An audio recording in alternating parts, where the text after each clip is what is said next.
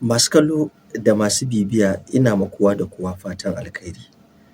Akwai wasu maganganu ko wata magana da nake so in yi a taƙaice wanda za ta zamo kaman tini ne ma 'yan uwana ko kuma jama'ar yankina na Arewa wa'inda muke mu'amala da kafafen da suka shafi irin wannan ko kuma kafafen sada zumunta ake cewa ko kuma social media in sauƙaƙa ma kaina wajen kicin fassara abun.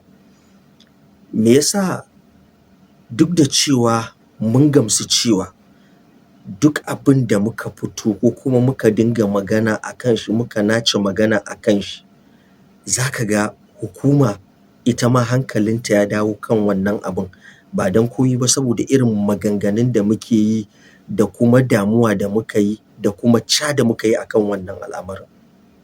To amma abin da yake bani mamaki a mafiya yawan lokuta shi ne, da yawan mu masu hawa irin wa'innan kafafen sada zumunta na zamani, ba zan cire kaina ba har da ni, za mu ɗauko abu ne wanda yana da muhimmanci yana kuma da matuƙar fa'ida ma yankinmu na Arewa.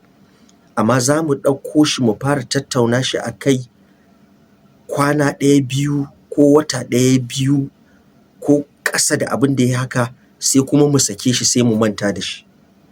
Wataƙila ko ganin cewa mun yi maganan mun gaji ko kuma a'a don jin cewa wannan abun bai da muhimmanci ne, shi ne na kasa ganewa. Me yasa ba za mu nace ba wajen yin maganganun matsalolin yankinmu da matsalolin abin da ya shafi al'ummanmu da koma bayan iliminmu da koma bayan abin da ya shafi harkar tsaronmu? Me yasa muka fi mai da hankalinmu wajen, idan na kira shi sharholiya ma ban yi kuskure ba kamar yanda wani shugaba ya kira mu da 'yan sharholiya. Me yasa muke sakin abin da yake da muhimmanci ne muke komawa a kan abin da ko da yana da muhimmanci bai kai wannan muhimmanci ba? Me yasa muke bari cewa a cikinmu ake ɗaukan wasu su fito su nuna abu kaza daidai yake tafiya, alhali da mu da su mun san cewa abun nan ba daidai yake tafiya ba? Me yasa muke yin shiru tare da cewa mun san a cikinmu akwai wanda muryarsu ko maganan da suke yi tana tafiya guri mai tsawo ko tana kaiwa inda ya kamata ta kai? Me yasa muke yin shiru ko muke yin baya-baya a kan harka ko al'amarin da ya shafi mulki ko abin da ya shafi al'amuran da ya shafi gudanar da mulkin ƙasarmu ko yankinmu? Mun taɓa ɗauko maganganu a kan abin da ya shafi tsaro, mun yi shiru.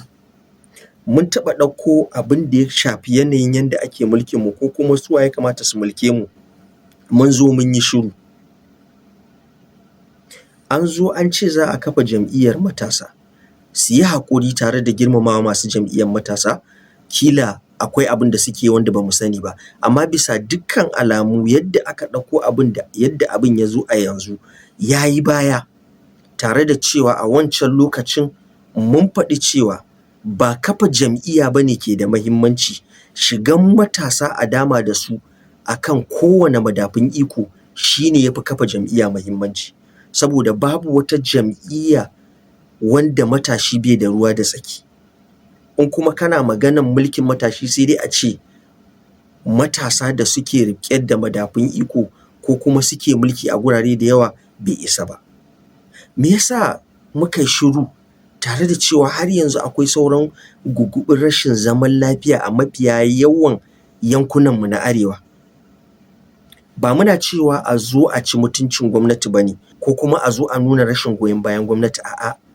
Amma kamar yanda masana ko masu magana da al'amuran yau da hasashen al'amuran yau da kullum suke cewa ne, harkar siyasa ko abin da ya shafi mulkin dimokuraɗiyya daidai yake da manomin da yake noma ko manomin da ya tanaji gona ya je aka yi ruwa ya duk abin da zai yi ya shuka, bai barin shukarsa haka nan. Dole akwai sa taki, akwai noma, akwai kewaye, akwai duk abubuwan da ya kamata ya yi domin ganin cewa yabanyansa ko kuma shukan da ya yi ta tafi cikin tsari har i zuwa lokacin da za a girbe. Saboda haka shirunmu akan abin da muke so ba daidai ba ne, ko kuma ɗauko al'amari wanda muke ganin cewa shi ne ci gaba, ko nuna ma masu mulkinmu cewa ga abin da muke so ga wanda ba ma so, sai mu shiru tare da mun san mahimmancin irin wa'innan kafafen na social media. Amma da mun ɗauko sai mu shiru, sai mu ƙi ci gaba da shi, a'a, ina ganin ba daidai ba ne. Ya zamanto kamar muna fara abu ne, in muka fara shi sai mu ƙi gama shi. Ba yadda al'amura ba ta ɗauka ba, ko kuma abu ya yi ca a kan abin da ya shafi rashin tsaro, cewa masu mulkin ƙasan nan ko masu riƙe da madafun iko su waigo su kalli abin da ya shafi al'amarin da ko taɓarɓarewan da ake fama da shi a waƴansu yankuna na ƙasan nan. Amma bayan kwana biyu sai mu shiru, wanda kuma kusan za a iya cewa wannan irin wa'innan kafafen su kaɗai suka rage mana ta inda za mu yi magana ya je inda ba ma zata. Ba kuma muna cewa a zo a yi maganganu na wanda za su zama hauragiya ba, a'a, maganganu masu kyau. Muna da masu hikima, muna da masu ilimi, muna da wa'inda suka iya magana a cikinmu, amma sai mu yi shiru, sai mu ɗauka kawai kaman lafiya lau al'amura suke tafiya, ba wani abin da ya kamata a gyara, ba wani abin da ya kamata a yi mana, babu wani abin da muke buƙata. Mun koma kawai sai dai mu sa waƙa mu yi rawa, ko kuma mu kalli waƴansu abubuwa wanda kai tsaye idan baka ce ba su da mahimmanci ba, amma za ka iya cewa mahimmancinsu bai kai makoma da yankin abin da bai kai makoma da halin da yankinmu yake ciki ba. Iliminmu, tsaronmu, zaman lafiyanmu, hanyoyinmu, makarantunmu, asibitocinmu, shin don girman Allah haka ya kamata su tafi?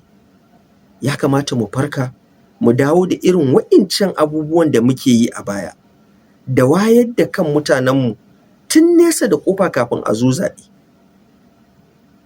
Mu san cewa me yake mana ciwo, ina ya kamata a dosa, me ya kamata a yi, me ya kamata mu yi. Wannan shi ne a taƙaice. Ina ma kowa da kowa fatan alkhairi.